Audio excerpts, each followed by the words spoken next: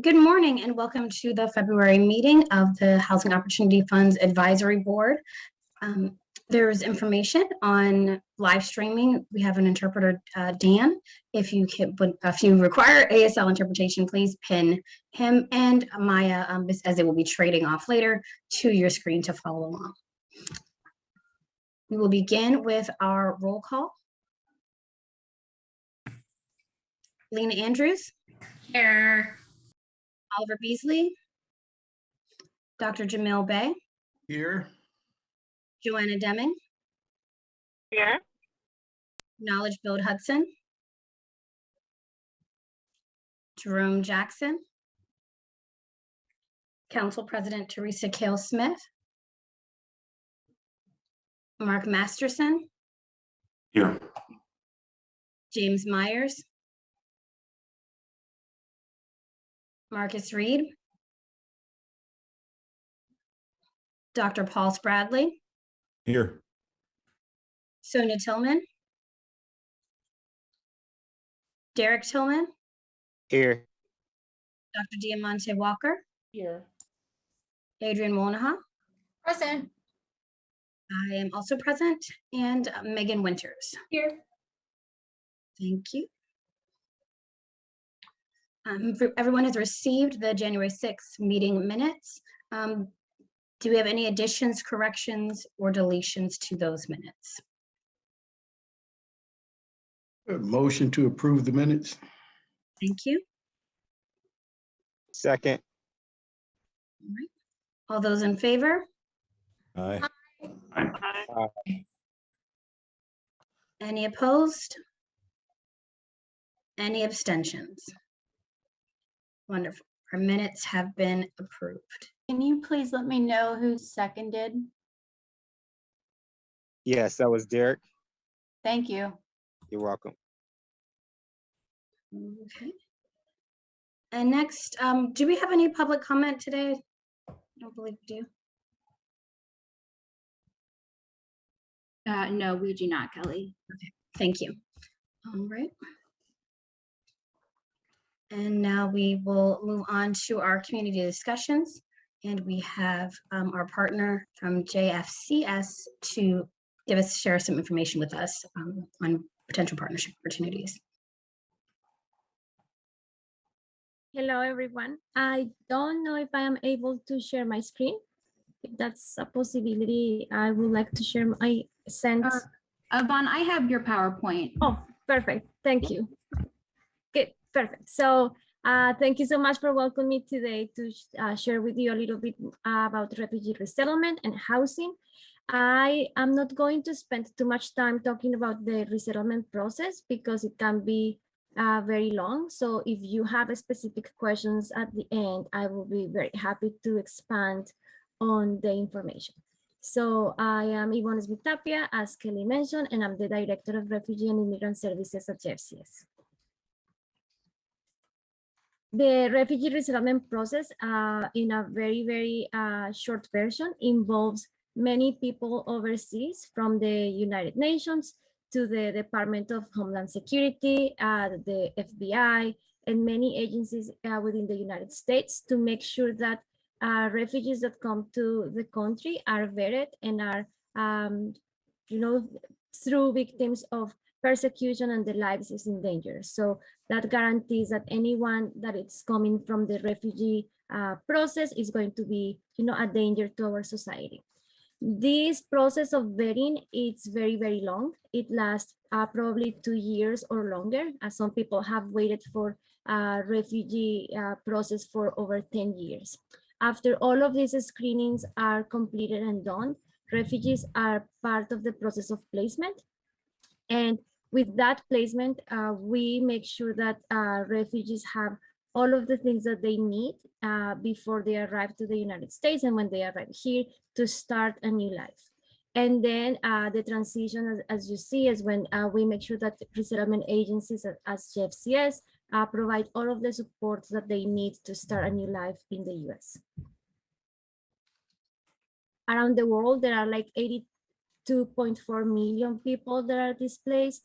only a small portion of them are qualified to be refugees. As you see here, only 26.4 million. Just to give you a little bit of perspective, United States, it's ranked 17 among all of the countries that take refugees. So most of the poorest countries around the world are the ones that are taking more refugees and displaced population.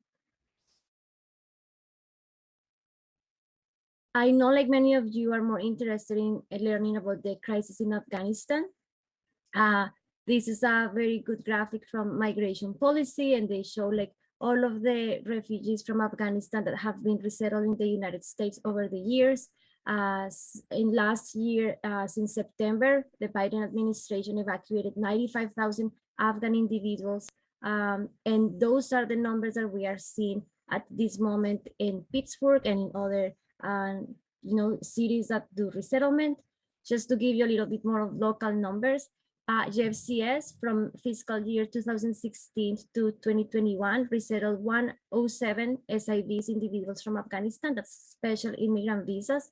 It's individuals from Afghanistan that support our troops and our government, and they have like a special track to get refugee status, and they call them SIVs. And only since September until the January 14th, we have resettled 229 refugees, just JFCS. So as you can see, since the last 4 months, we have resettled more refugees from Afghanistan than we have done since 2016.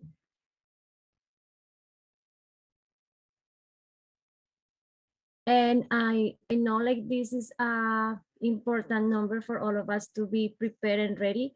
I tried to compile the numbers from all of the resettlement agencies. This year, at the end of the last year, Bethany Christian Services was approved to be a resettlement agency, and in January, Hello Neighbor was also approved. So now we have 4 agencies in Allegheny County that are doing refugee resettlement.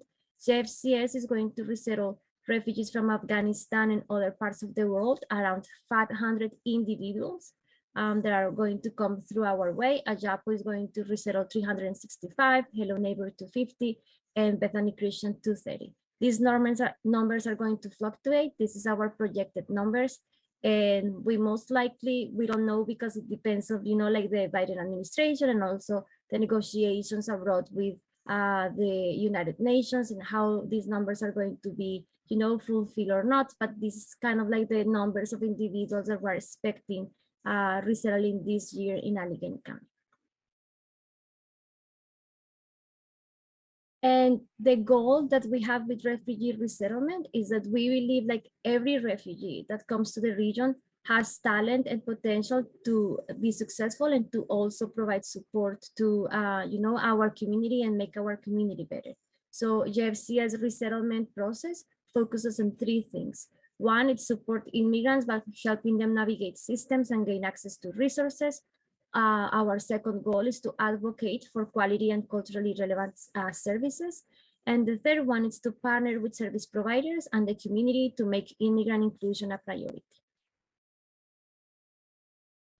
And the services that we provide are in very general terms, the ones that you see in this slide.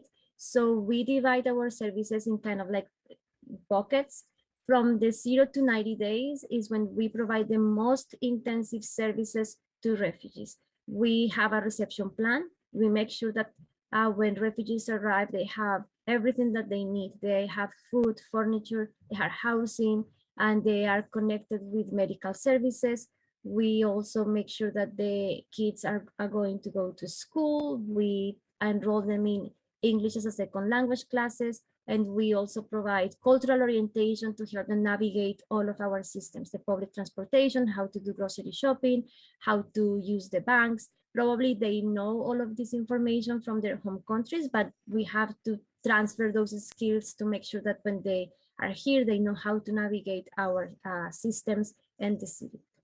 After this intensive period of time, we are also making sure that they have everything they need to go to work. So we have an employment team that is going to work with them very closely to provide job readiness trainings, and we help them with resumes, applications, and we find the jobs for them, and we make sure that they have jobs that are going to be good enough that they're going to be self-sufficient to pay for their expenses.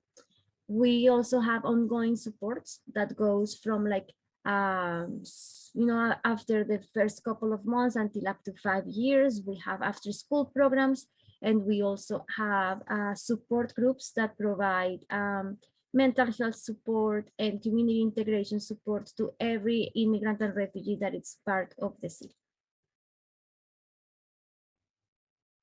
And what are the challenges that we are facing with housing? As you already know better than me, we have a crisis with affordability and access to, like even normal housing in a market rate.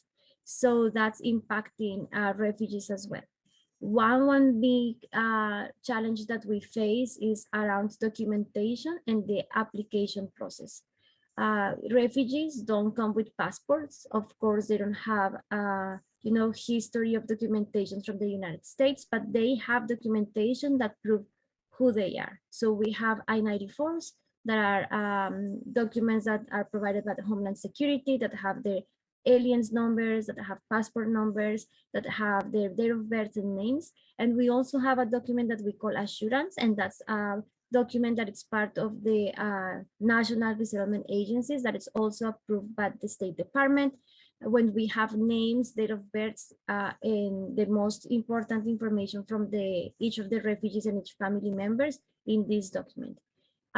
They don't have, as I mentioned, social security numbers when they arrive, but we help them get that documentation when they are here. So it's going to take us about a month to make sure that they have social security cards.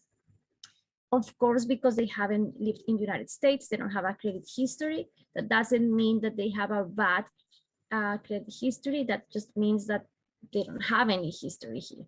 So we cannot provide this information to landlords or property management companies because that actually doesn't exist. They are not going to be employable at the moment because they just arrived, and it's going to take us a few months to make sure that they are going to go to work. We have a very good history in record data that shows like most of our clients go to work and they are very responsible in paying for their bills and their expenses. So they will build credit history with time.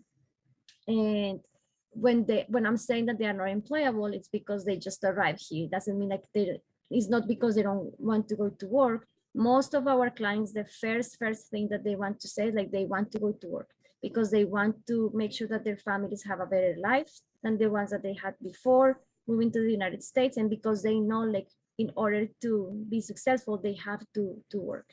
So that's something that we always explain to landlords, and some of them understand like those are specific characteristics, but others are more difficult.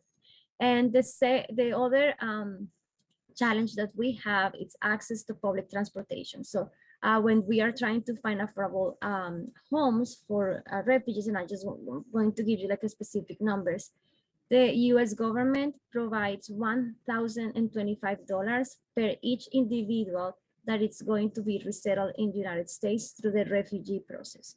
So imagine yourself moving to a new country, and if you are a single person, many of the Afghan refugees that we are resettling now, they are single individuals. They only have $1,025 to start from 0 to 90 days. That only give us the option to pay security deposit and first month of rent of an affordable 1-bedroom apartment. So we need to make sure like those apartments and the houses that are affordable are going to be close to public transportation because they don't have a car when they move here. It's going to take a long time for them to get access to a driver's license and to complete all that process. So we need to make sure like in order for them to be successful and go to work, they have access to the bus or the T. And these are kind of like the main challenges that we are facing at the moment. And I also want to share potential solutions and ideas for you guys to explore and that we can discuss if we have the time. We really want to create application processes that are more flexible to address the specific characteristics of objections of renting to refugees.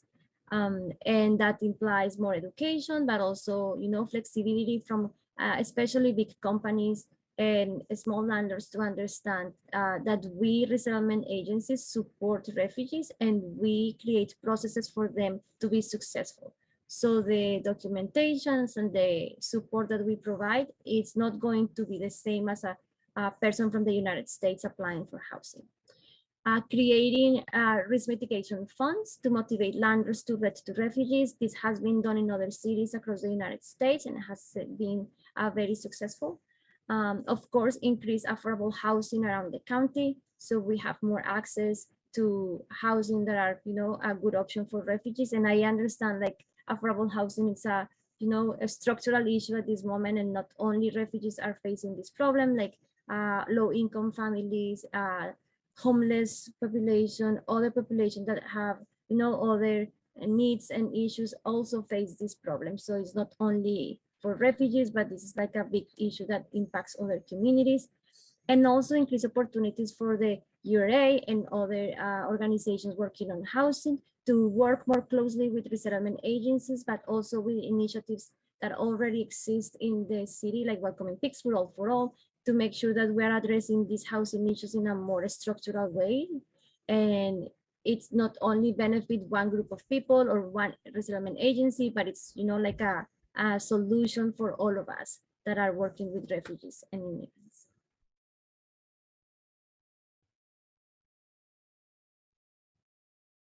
And that's it, guys. So if you I am very happy to answer questions if you have.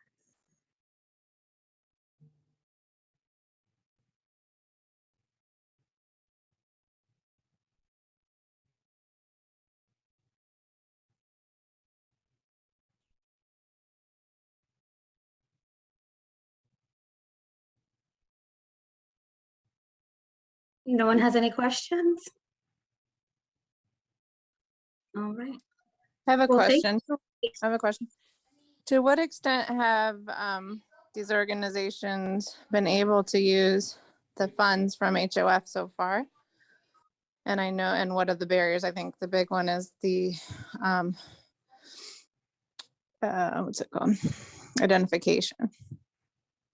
Yeah, I think if you are referring to the funds for the housing opportunity. Yeah, this funding source, like the rental assistance program, for example. Yeah, I think it really depends on a case-to-case basis. For instance, just like the funds that we're creating to help people who were impacted by COVID. That it's the situations are very specific, and how they can qualify for the support is very time consuming. So sometimes I don't have the numbers, but the documentation that they have and the support documents that they need to provide, sometimes it cannot apply for the refugees that we are serving at the moment. For other, I know like for other immigrants, we have helped people to get access to funding, but sometimes it's like a long process. I have a question as well. Have you found that there are certain things that landlords are receptive to that have made it more enticing or applicable for landlords to work with refugees? One, and then two, have you found that there's a certain part of the city where I guess more refugees kind of assimilate to, or where landlords just seem to be more open to it?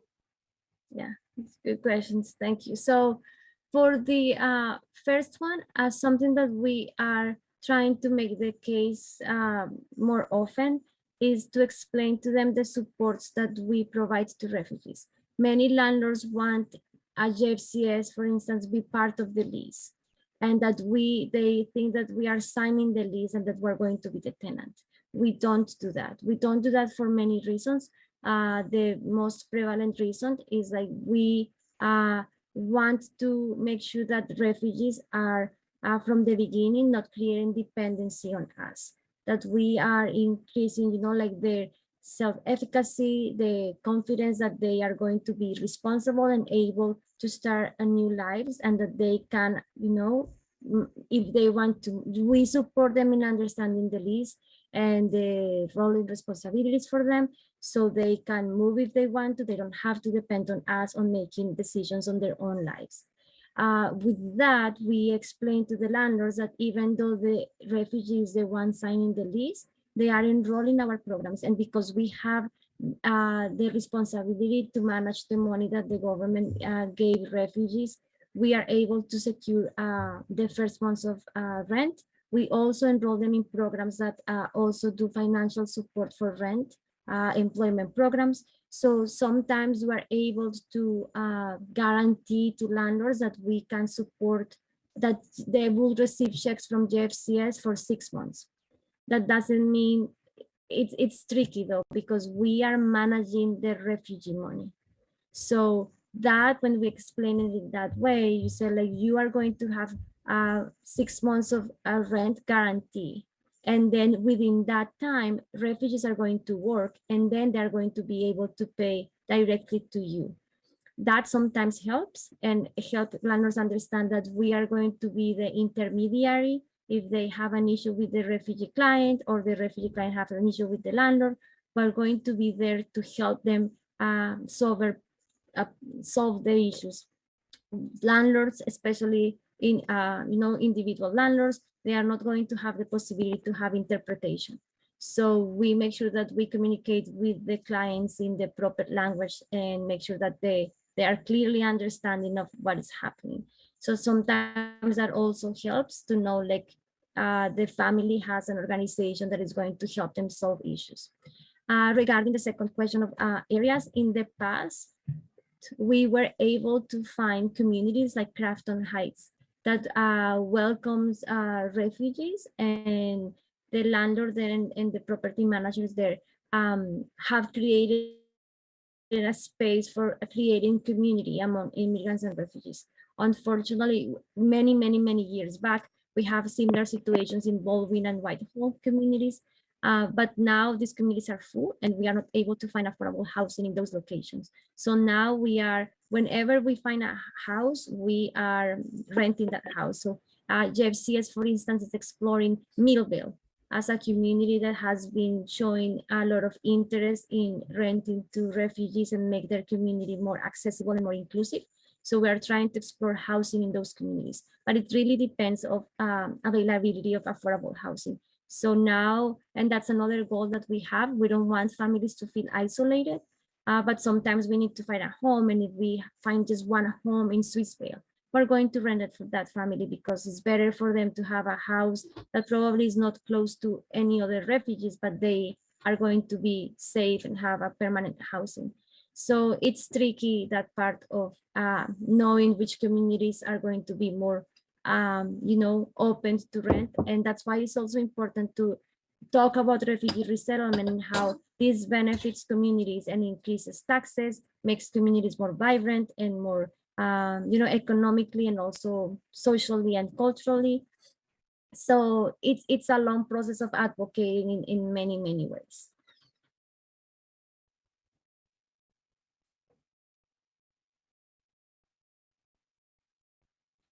And if you have any other questions, and if you have an idea that you think that we should explore, please don't hesitate to email me. I didn't add my email in the presentation, but I am going, if I am able to put it in the chat, probably not, but Bettina has my email. So I will be very happy to continue conversations with any of you to address the housing issue for refugees in the region. Thank you, Yvonne. I will send out your email and a copy of your slides to the advisory board. Perfect. Thank you so much, everyone.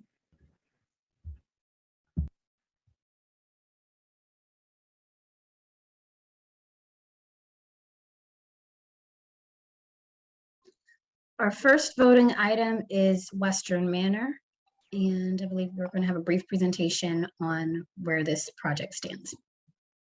Hi, thanks, Kelly. Good morning. My name is Evan Miller. I'm with the URA, and today I'm going to presenting several pieces of financing for approval related to Bedford Senior Campus in the Hill District. Bedford Senior Campus, it's the site of a former tuberculosis hospital along Bedford Avenue that has been repositioned as 4 currently operating senior apartment buildings. And 2 of those buildings are our main focus today. The first one is Western Manor, which is a 32-unit HUD 202 finance property that serves seniors primarily at or below 30% of their median income. And the second, excuse me, is Lyons Manor, a 40-unit low-income housing tax credit project that primarily serves seniors at or below 50% of the area median income. So both buildings, they've been in service for over 30 years, and many of the building systems are past the end of their usable lifespans. But both of these properties, they're currently without a property manager, which is a really critical issue for all the parties involved here. And this HOF investment today is meant to stabilize the operations at these properties in the immediate term by resolving HUD's most pressing concerns, and also by attracting a highly qualified property manager to these 2 buildings. The Hill CDC is providing some technical assistance on this, and they're working in tandem with the URA, HUD, PHFA, and others on a long-term redevelopment strategy for the entire site, but also in the interim, there's these capital expenses and operational deficits that really need to be addressed immediately. So Western Manor, being a HUD-supported property, it's failed several recent REAC inspections, which just goes through the building and looks at the overall conditions and safety measures there. And it's at risk of having operations terminated at the building. And so today's approval has several prongs, but the first one is a $500,000 rental gap program loan to Western Manor Inc. to address these most critical physical issues at the property and to prevent HUD from taking further action that would really negatively impact the current residents at this property.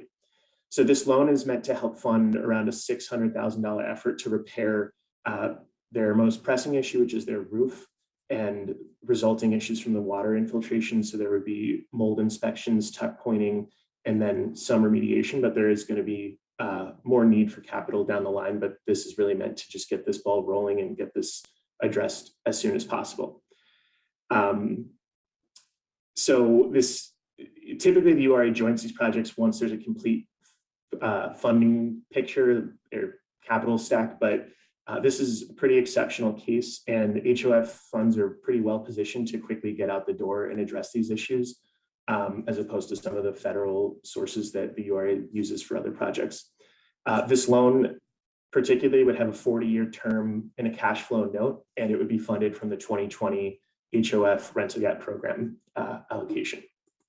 So the second piece of financing relates to both, excuse me, Western and Lyons. And as these properties have aged, the building systems, they've failed, their expenses have risen, and their vacancy rates are also going up. So this is leading to a significant drain on their operating reserves at these 2 properties. There's now outstanding payables at both of the properties, and these outstanding expenses are proving to be a huge holdup in getting any potential property manager to sign on. So there's been discussions with a highly qualified property manager that's willing to take on these duties at Western and Lyons, but only if there's funds available to pay these operating expenses.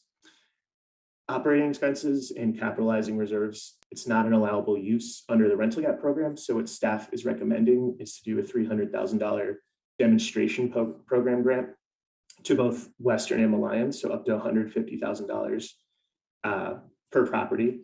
The URA has reviewed some outstanding payable statements at both properties, and we believe that this would be a sufficient number to kind of get this stabilized and give a property manager the confidence to sign on. So, and a note about that would be that this would be reimbursed by American Rescue Plan funding. That's the plan at this point, because the URA, we're hoping to launch an emergency preservation program that would address kind of issues like this, but it's not operational at the moment until the URA actually has these ARP funds, which is still in the works. But the intention would be to reimburse this demonstration grant with these ARP funds.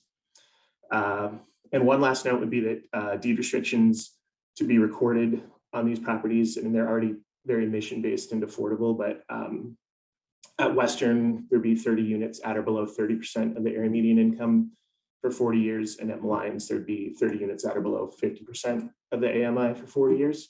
And I just want to note that Marimba Lyons from the Hill CDC is here, as well as Dan Wood and Reverend John Cook from Western Manors Board. So a lot of information there, but we're looking for 2 separate approvals here today for Bedford campus, and I'll turn it over to the board. Thank you.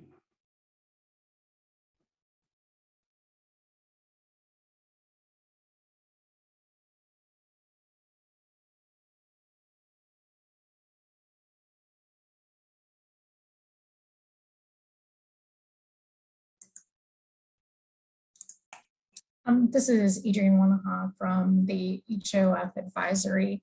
So I think that these conversations are very interesting in the use of funds, especially when we have the opportunity for funds to be returned, so that we're really, making a critical impact, but we're also recycling the fund dollars. I think that this larger preservation conversation, especially with our community's aging housing stock, is an important one, and I would love to see that next year for our funding conversations to really have more of a focus in that realm of what we could possibly do with the HOF. So I think that this is an exciting opportunity. I think there's many opportunities like this in the community, and definitely support the immediate influx of funds into a project that needs it, especially when we know other dollars are coming to the table. And I think it's also important to highlight these projects in a more public way and really kickstart that conversation. So thank you for bringing this project to the table.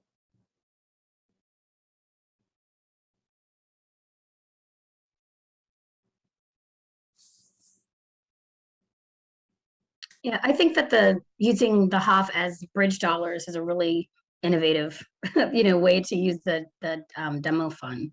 And I'm excited to see always new ways that we can tackle this.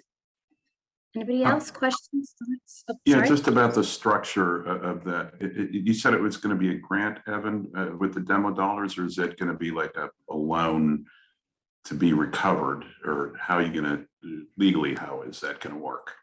No, it'll be structured as a grant. So how do you get it back then? Or you're just going to do an internal reimbursement? Yeah, you're talking about how would the ARP funds come in to kind of replace the demo? Yeah, that would be, honestly, that's kind of like a URA finance question, but we are pretty confident that we can move, as a reimbursement, move this money over back into the demo program, maybe through HOF repay or another mechanism. And how long has the current ownership group been involved? Or, like maybe I missed that in the presentation, but it seems like there's some issues on maintenance that have sort of driven it to this point. Like, is it the same group that's managing it, or?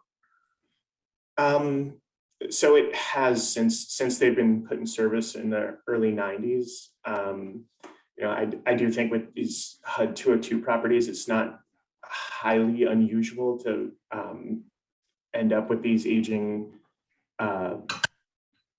issues at these buildings because of some of the restrictions on accessing reserves. But that certainly, when it comes to the long-term stabilization, it's something we consider, like what are the lessons learned with what this ownership structure needs to look like in property management of it.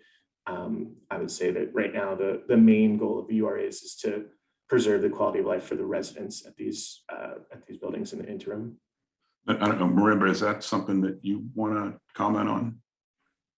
Hi, Mark. Was your question, can you repeat your question? I just want to be sure I understand it. It's just with the ownership structure, how long has it owned it, and what's going to stop the or what contributed to the getting the property in the state that it's in, and Sure. How does that change going forward? Sure, good question. So I would say that in the case of Western Manor Inc., you largely had a property manager that was largely kind of behaving as owner except for the past couple of years, where new people have gotten involved with the project. And so there is a focus on the revitalization of the entire campus. And that is really going to be the difference maker there. I think just by virtue of the fact that, we're really kind of focused in on what are the capital needs of the project, what are the needs of the residents, how can we really help to bring the entire campus together is a really critical lens through which we view the project.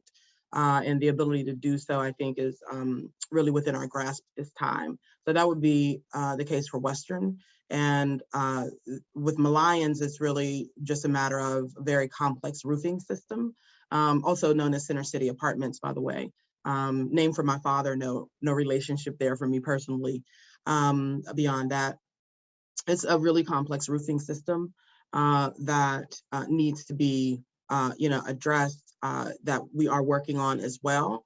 But the the operating costs largely, have prevented us from being able to navigate the change of a management company, which we're literally in the middle of that change now, but need to address some operating expenses due to some of the basically management issues of the past. So that project and obviously Western are slightly different, but I think that there's an opportunity to kind of bring it together at this time, an opportunity that's not been present probably for the past 30 years. Thank you. I remember Jamil Bay. Good morning. This is not necessarily for you, but for the whole team who's, they're who are associated with this project. My question is similar to Mark's because I still didn't hear, the question in my head being answered. So this fund stabilizes it and provides hopefully a launch to attract other funding. But if the owners, what are the specific things that the owners are doing that says that, okay, this is not just an investment to stabilize this property for 5 years and it continues to decline? Like what is the specific difference? Who are the specific people? What's the specific structure that's going to change things? Is that in place?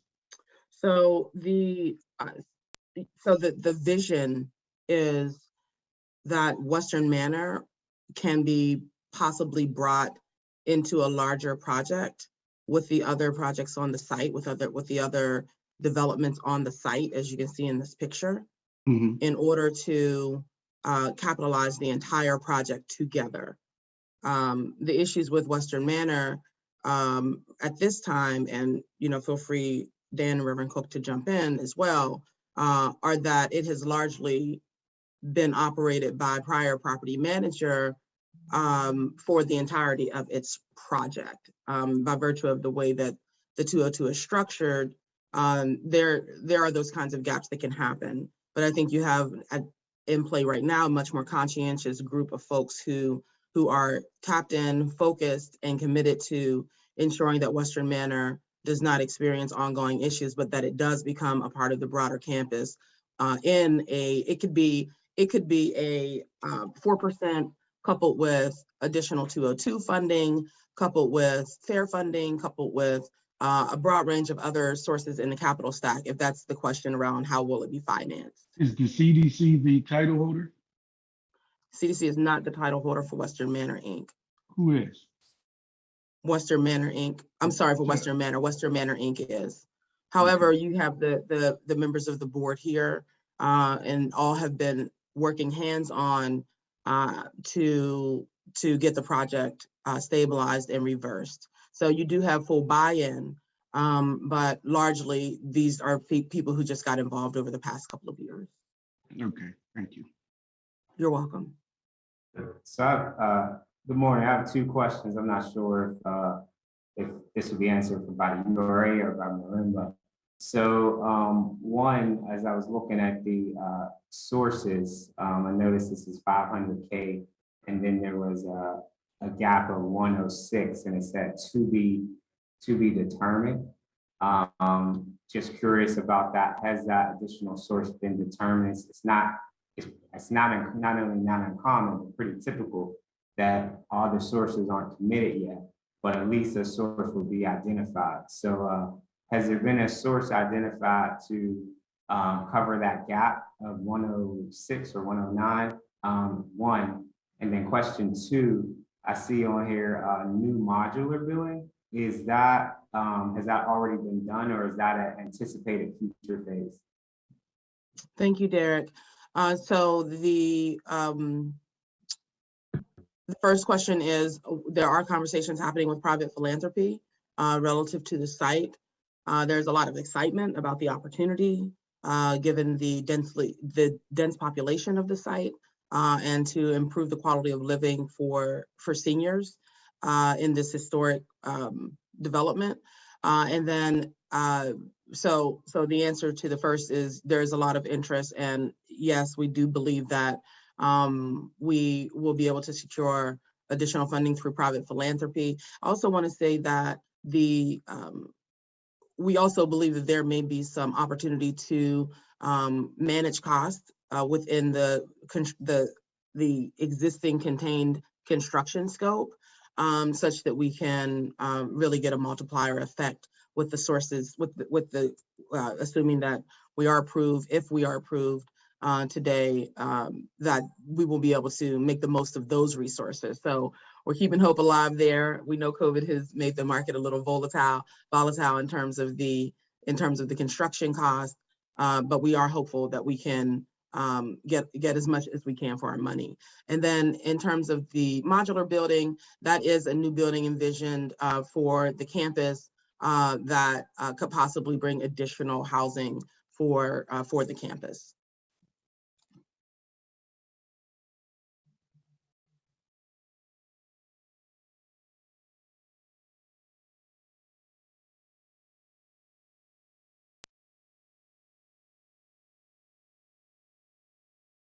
I just want to reiterate what Adrian said earlier and applaud the URA and the Hill CDC for stepping in on this. This is not a unique situation because the way these projects were structured, we just find out about them a lot at Action Housing. There are a lot of other buildings that are facing these challenges that are around this age. And I think this is a really creative and exciting use of HOF funds. And also the new preservation fund that the URA is creating out of the ARPA funds is so needed. And I hope that we can work to sort of coordinate our funding with theirs to have a strong focus on preservation, because there is, it's exciting to build new buildings and create new units, but if we lose really important units from our existing affordable housing stock, then we're in, the same situation that we started in. So I'm glad we're talking about preservation. I'm glad we're using the funds for a project like this, and I have to recuse myself from voting on it.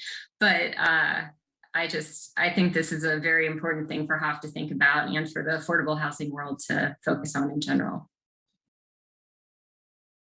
Thank you, Lena. And I just want to echo that, that preservation is really the future of keeping affordable housing stock.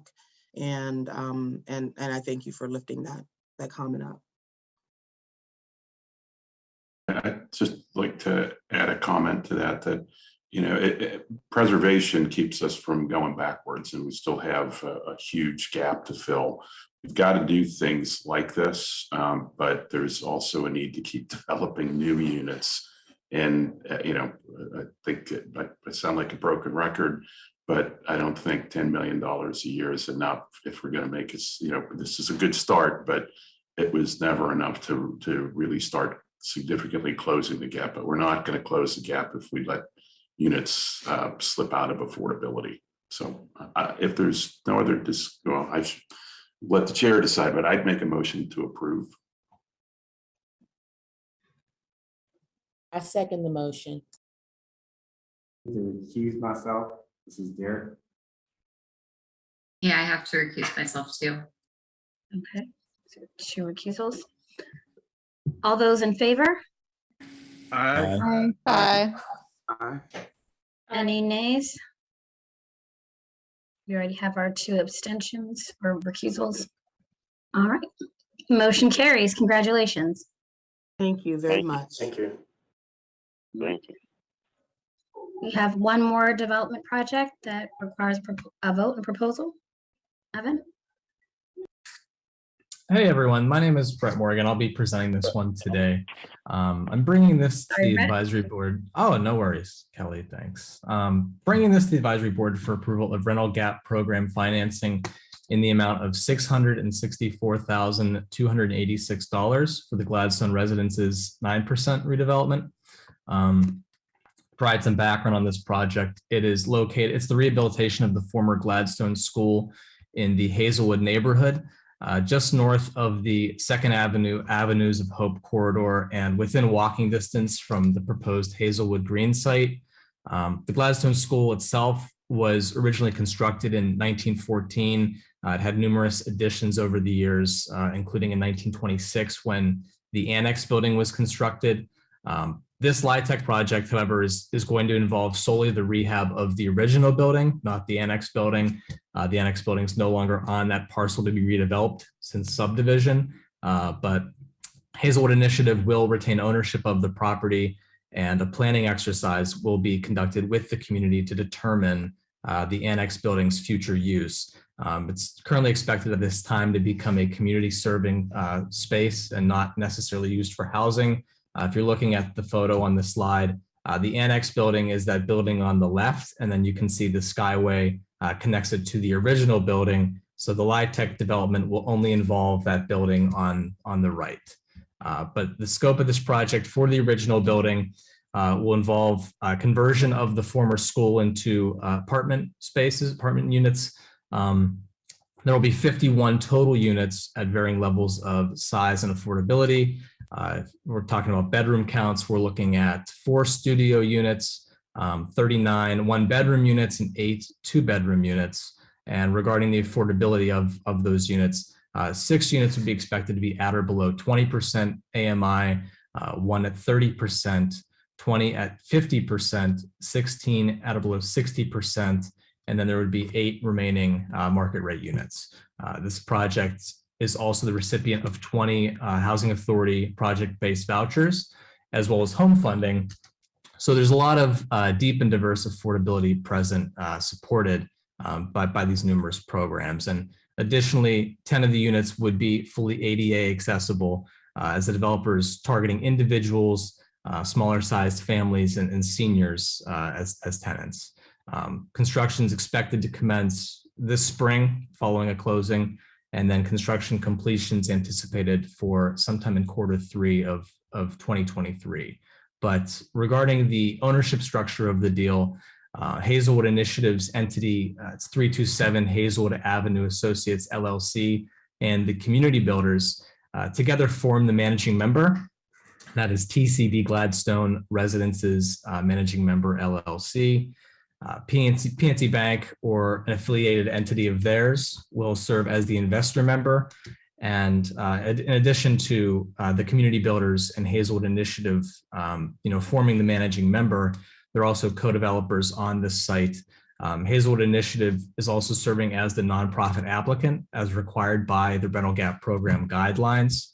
And they've been looking to redevelop this historic building since 2016, when it was first acquired from Pittsburgh Public Schools. So there has been extensive community engagement over the past number of years, as well as future community engagement regarding the use of the annex building. The community builders, the co-developers, also serving as the project's construction manager, property manager, and service provider.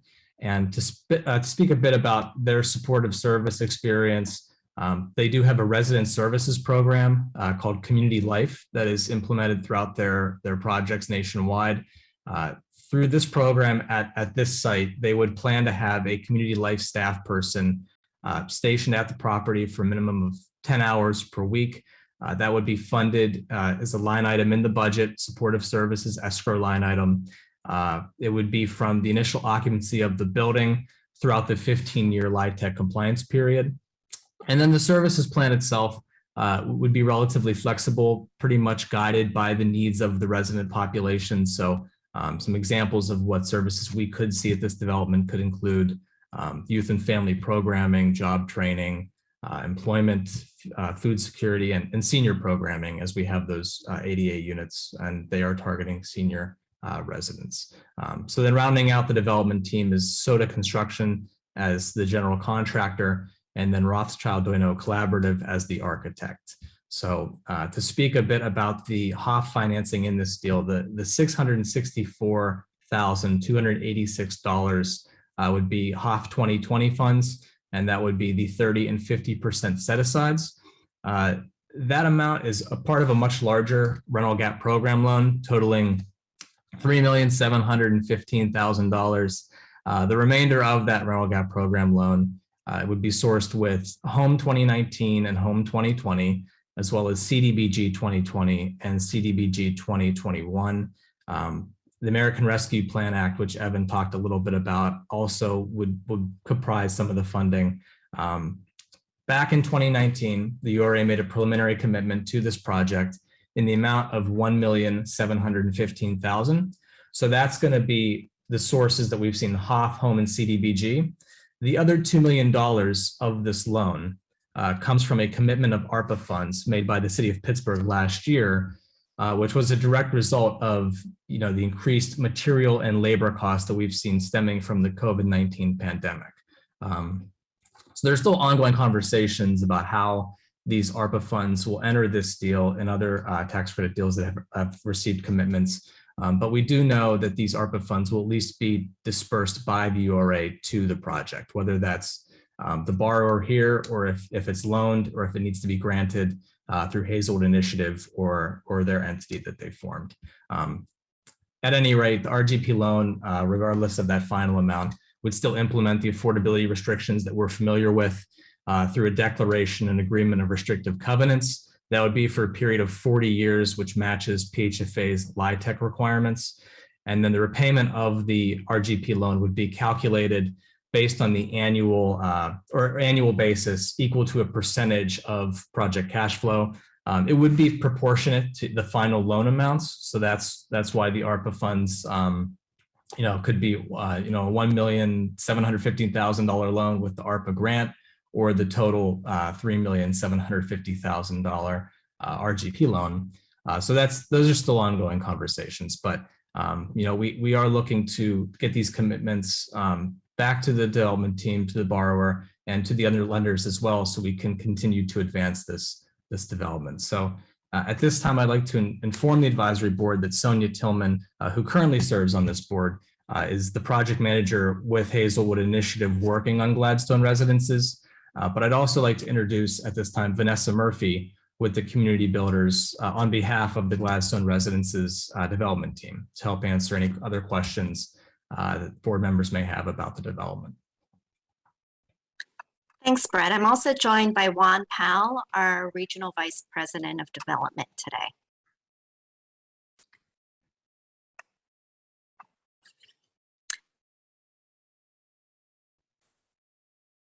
Good morning, everyone.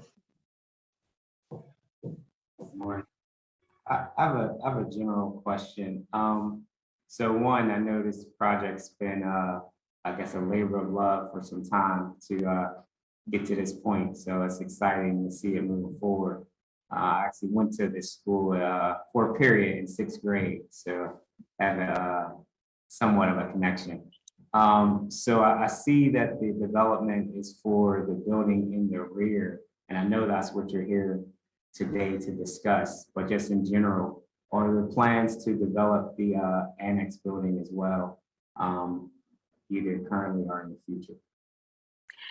So very much so. As Brett mentioned, that is owned by Hazelwood Initiative, and at the direction of the community, there's really an intent that the community be involved in the programming of that building. So I know that she's working, Sonia, to start to create some planning sessions for that use. But as Brett mentioned, the Community Builders is not involved in that redevelopment. The last conversation I had with Sonia regarding the annex building, she said that it's anticipated that it wouldn't necessarily have a housing focus. It would most likely serve as community space, either for a nonprofit or a space to be utilized by residents. So I think with those planning sessions, we'll have greater clarity of what the exact use of that building will be.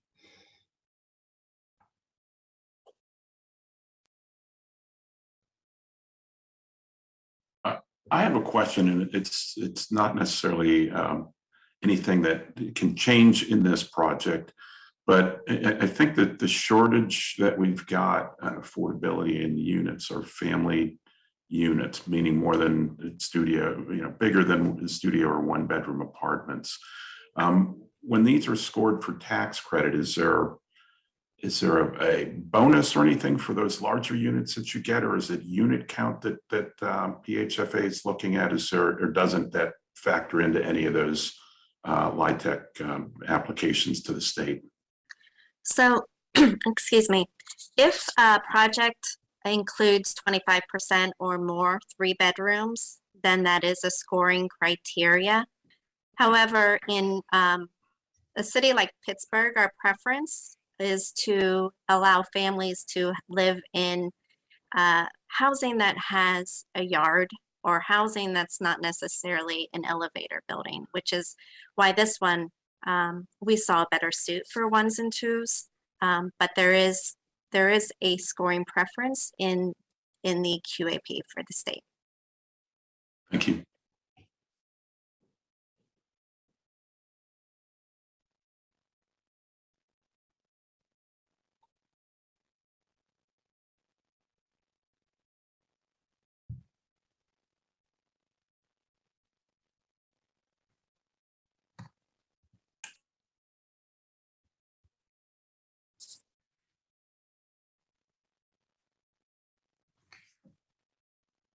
If there are no other questions, do we have any motions on this proposal? Motion I'll to move to approve. Or second? Jamil, second? Want to recuse myself? This is Derek. Yeah, I have to recuse myself too. Okay, and that was Lena. Any other recusals on this? Okay. All right, all those in favor? Aye. Aye. Aye. Aye. Aye. Aye. Any opposed? We already have our abstentions on the records. Thank you and congratulations. Thanks, Thank you everyone. very much. Thanks, Vanessa and Juan. Thank you. All right, next on the agenda is we have some modifications to our HAP contracts. Good morning, everyone. Derek Kendall Morris with the URA of Pittsburgh. Coming to you today with 2 contract increases to 2 of our program administrators for the homeowner assistance program. We'd like to increase the Hilltop Alliance's current contract by another $300,000 and Habitat for Humanity of Greater Pittsburgh's current contract by another $200,000 to bring it up to $600,000. Both of these organizations have been administering this program since this program really began in earnest in 2018, and they've both spent down the majority of their existing contracts. So these extensions really will just allow them to continue to provide the services that they're providing to homeowners through the homeowner assistance program currently. And we're all really familiar with this program, so I won't, read through the program overview provided on the slide there. But if anyone has any questions, I'm happy to answer those.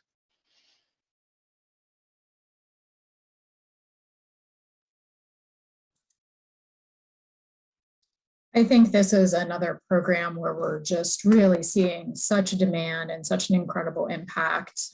Being able to work with these community-based organizations and get these dollars on the street is very powerful.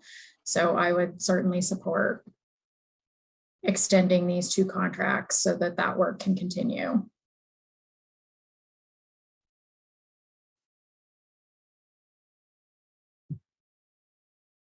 I certainly agree with Adrian. This has definitely been an impactful, program. And I think, is a way to help rebuild our communities, and it doesn't cost as much. So it's a way to help existing homeowners. Question, I asked a similar question, I think last month, but this would be for both groups. Have you been able to work with minority contractors, for some of this work for rehabbing these homes. Sure. Thank you, Derek, for that question. I do know the Hilltop Alliance has, a specific initiative where they do try to build up contractors and minority contractors that work within the neighborhoods that they serve.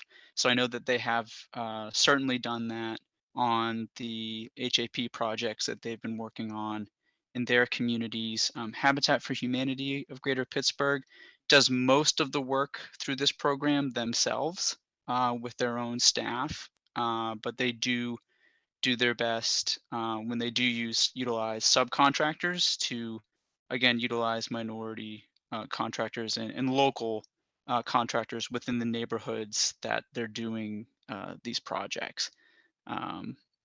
Yeah, so I do know that that is an effort both of these organizations we're talking about today have been making. I have a question. Does this affect the overall cap for this line item? I know that, we basically closed the waiting list for this program. So anything we can do to get the money out the door, I think is a good thing. I just wanted to know if it affects the overall line item or just the individual contract. This just affects the individual contracts. This is within the current budget for the program as a whole that we have. This just allows these two individual organizations to take on more projects, and these will be projects that are currently sitting on the waiting list. So this will help us to continue to whittle the wait list down. Great.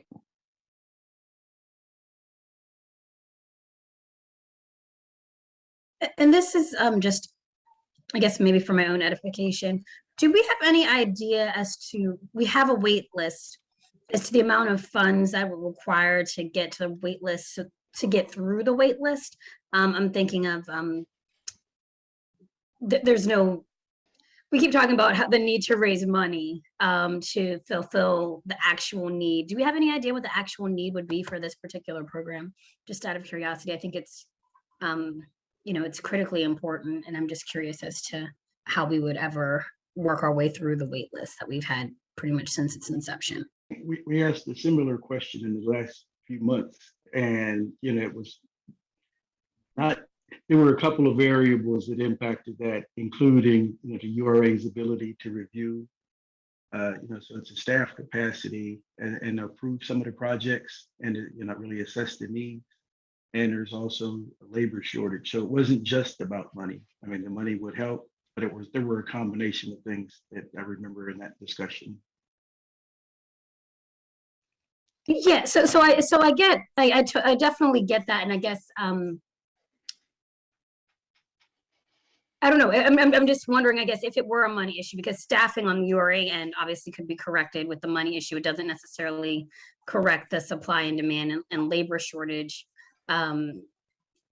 piece, although there are programs and apprenticeship things to, to get folks through the pipeline. I'm just wondering if with the amount of money and attention that's being paid to infrastructure improvements, if that's something that we would be able to quantify, if in a perfect world you could allocate resources to get through this demand, what that would actually look like. And it's probably something that I know we can't have an answer for in the next 5 minutes, but I just wanted to double back to that. I mean, so I'm thinking, but it is a knowable number. How many people are on the waiting list? And if we estimate 30 to 35,000 per person, and then, okay, how much time does it take? What's the staff time? It's a number that we could learn, though. I mean, so I think, by next month, we could have that, at least an estimate, just looking at the current wait list.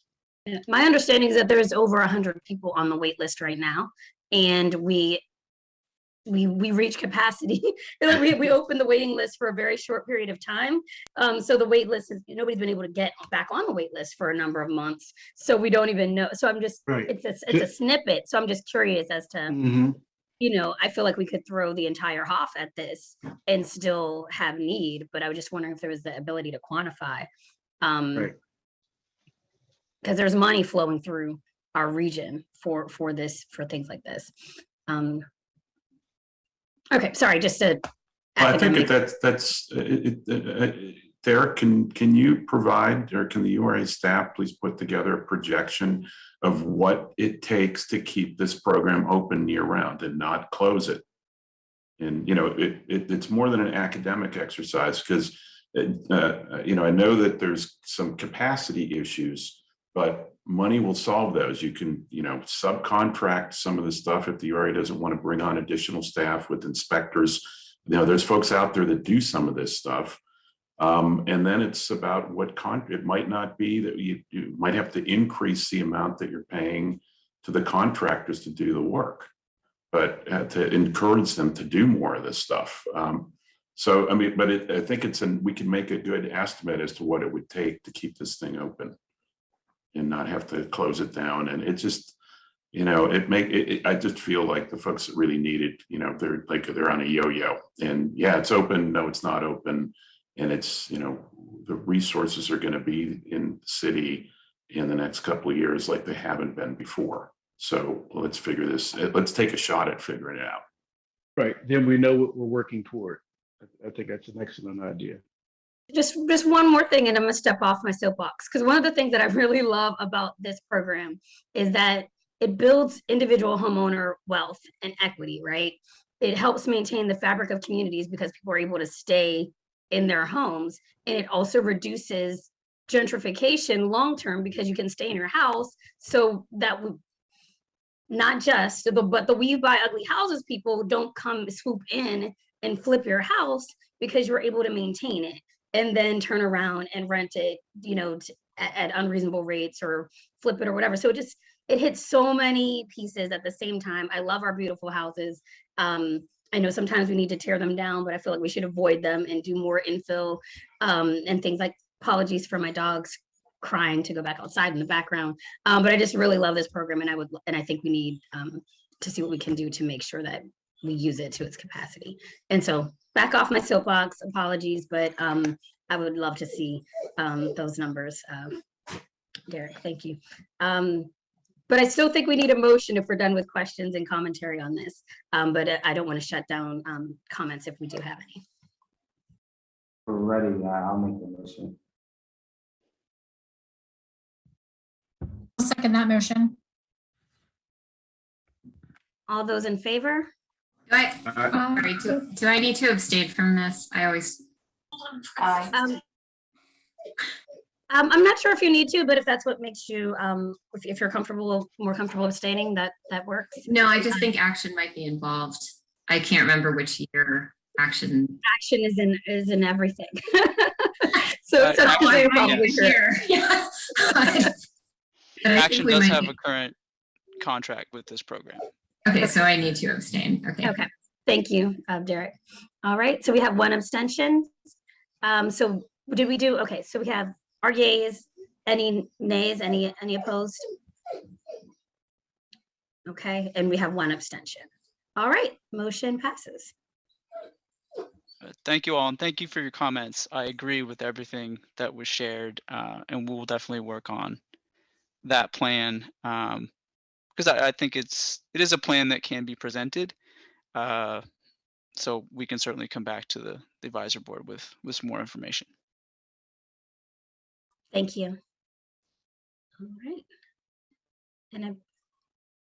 All right. So administrative items, the Fair Housing Committee, I'll be sending out a doodle later this week. Apologies, I've had a few personal transitions. I'm actually in a new position, so I haven't been on top of that this month, but we'll send out a doodle to the member of the advisory board who are on the Fair Housing Committee to get scheduled in the next month so that we have something to report out in March. And I believe that the Communications and Community Outreach Committee has met since our last meeting. If anyone would like to report out on that. This is Knowledge Bill. Good morning, everyone.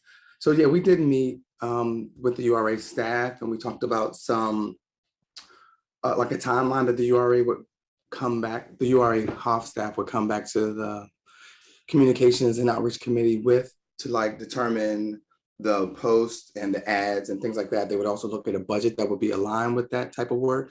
They identified that there has not been a budget around engagement in that sense. So we're gonna like review the budget that they bring to us as well as the timeline and then identify how to move forward. We also discussed how our committee, connecting URA staff with local, like smaller community papers and contacts at those papers. So I think Mark was going to do that with Tanika Harris, who is the woman that we met with, as well as Bettina.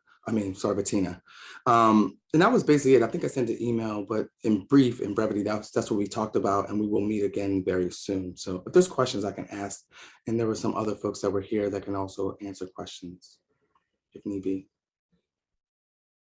I mean, we're really excited, I'll say that. So we're geared up to like really ramp up the engagement with the intent of trying to like increase awareness around what the HOF does and the HOF programs that we have available that don't have waiting lists, if you will, that will amplify and promote to show the good work that we've been doing. And to quote my fellow board member, Mark Masterson, to like increase the amount of monies that we receive. So really we want to like help the masses of people understand how their tax dollars are being used and also increase the awareness of why we need more than $10 million, you know, just to be straight honest. If anyone can share any more things they want to. I hear crickets. I think you covered it all. All right. And with that, I will turn it over to the URA team for an update on program expenditures and how we're doing. Thanks, Kelly. So these are our programmatic expenditures and impact slide. Green represents committed, blue is not yet committed. This is our new format that we're going with to represent our data. We have received a couple of rental gap applications that we will be bringing to you in the coming months. So we are chipping away at our funds. 2022 allocation is not represented in the data yet, as we have not received it, but we do expect to receive the funds in spring of this year. Once we do get those funds in hand, then we will add that into this data and then also include the small landlord fund program. Also, during our marketing and outreach committee meetings, we also talked about potentially showing the data on the URA website so that community members or those interested stakeholders have access to this data as well on the website. So we may also potentially have some interactive data that we can add to the website so that this is more readily available anytime anyone would like to access it versus just during these advisory board meetings. And here's the data broken out by dollars committed and closed and by AMI.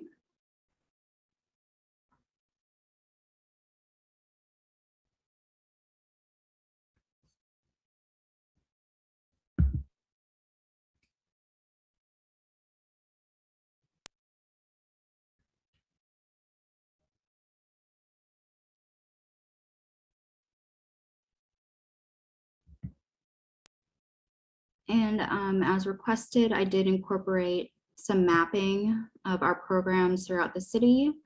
They're broken out by development and consumer programs. We have the rental gap for sale and demo dollars on the right, the housing stabilization, down payment and closing costs and legal assistance program map in the middle, and then the homeowner assistance program, or I'm sorry, all the way on the right is the homeowner assistance program, and then the development programs are on the left.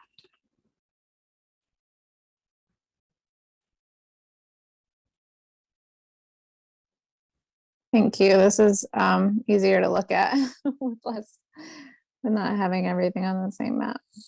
And then you have the districts shaded, right? Those are the council districts. Mm-hmm. Yeah. Are there any rental gap programs in those southern neighborhoods in the works? You know, they got like some big buildings over there. I think I've, Councilman Coghill has actually mentioned a couple of sites. I don't know if anybody, Action Housing doing anything over that way, Lena? Sorry, Mark, I got distracted. Say that one more time. Just, you know, when you look at this map and the rental gap program, there's not anything in like the West End and the South neighborhoods. There's plenty of need. And I know, I think Hilltop Alliance has been working on some things, but I don't know if there's anything else that's out there. We definitely own properties out there. And we're involved in one in Mount Lebanon, but we don't have anything in our city line in that area. Okay. We're in the early The Hayes, stages. actually, no, we're renovating the Hayes School in Mount Oliver. I forgot about that. It's housing for people in recovery from opioid addiction. It's a great project, but I think it's in Mount Oliver Borough. That's why it hasn't come here. And Beltsuver School is in the earlier stages. They're putting that together. The developers are working on, you know, the plan. Great. Yeah, and Mark, there was a scattered site 9% low-income housing tax credit project with Hilltop Alliance and SNA Homes in the Allentown neighborhood that was awarded this past funding round by PHFA, but because we're not funding 9% deals with this HOF money for 2021, it might not come to the advisory board, but it is going to be a project supported by the URA in the South area. And I actually think we might have gotten a rental gap application in the last few days for another project. I believe in Lincoln Place area. I'm not completely sure the location, but it's south of the rivers. And then there's also Cedarwood Homes, which is a project in Fairywood that would be affordable. Great, thanks.